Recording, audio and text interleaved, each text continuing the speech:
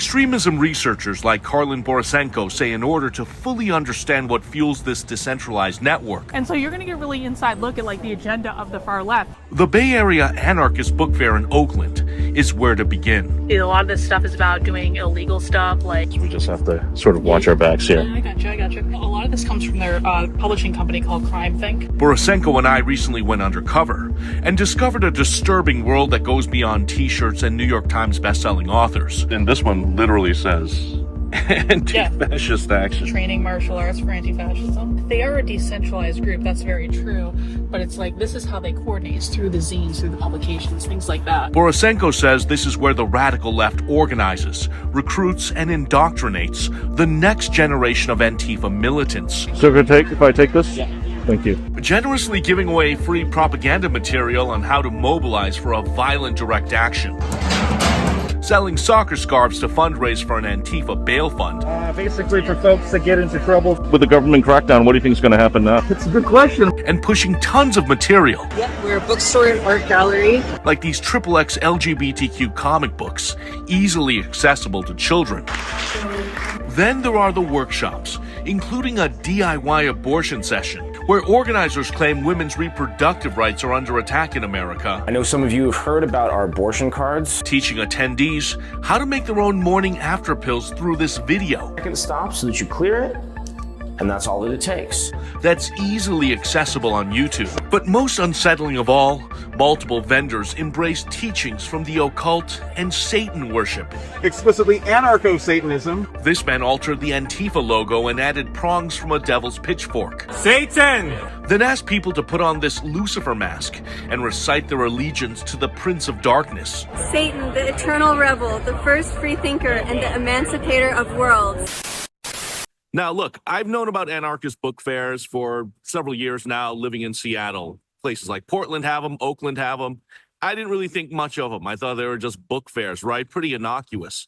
But once I went inside with Karlin, that's when I started to see the actual material, the messaging inside, the calls for direct action, and the sessions. Like one on an anti-ICE protest that they're planning. They're actually calling for violence and teaching recruits how to, again, get in the way of these agents and disrupt ICE raids. So the idea is, then you came in. Now, did you know where these locations were? Did Dr. Karlin know? Was this something that you uncovered by sort of, using a top of funnel method where you go to the black bloc and then learn more information as you daisy chain it forward? Yeah, pretty much. This is all public knowledge. This is all openly advertised on social media sites like Blue Sky, Instagram, and of course the flyer method. These are posted everywhere. I want to be very clear. There was no fee to enter these anarchist book fairs. It was totally free. It was open to the public. The only thing that we couldn't do was record. And that's where we had to go undercover. And unfortunately for me and Karlin, we're recognizable in this space. The far left activists know who we are. So there were actually poster boards with our faces saying, look out for these fascists. That's what they called us, fascists. And that's something I want to ask in a second. By the way, 6'7" Kevin, so I have to imagine after this, they're definitely going to recognize you. By the way, he really is 6'7", folks. Can't really tell here. Yeah, they are going to recognize me. I did get outed there for trying to record inside of a DIY abortion workshop. But being on the ground at this book fair, one of the things that hit me first, other than the smell, because there are a lot of overweight LGBTQ individuals, so you just get struck by the smell, was the occult, the witchcraft, and the overt Satanism that was everywhere at this book fair. I was talking to people, I was like, are you guys putting out real witchcraft, real sigils, things like that? They said, yeah. I mean, you saw the guy there, he asked me, hey, put on this satanic mask and basically, swear yourself to Satan. I'm like, no thanks, I'm good. But when conservatives say this is a spiritual war, this really is. You mentioned the pervasive occult references that you saw, and occult, I would almost call them like quasi inversions or false sacramentals. Media Matters wrote me up last week because I said that Black Lives Matter was filled with demonic and occult practices.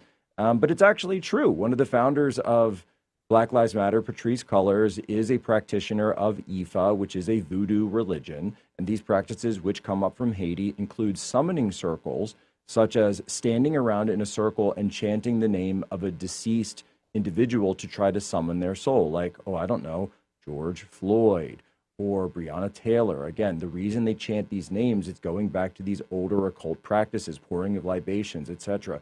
And so pulling out that a little bit more, I saw there was the clip you guys mentioned about, Satan and the satanic temple. What other pieces of occult practices did you see there?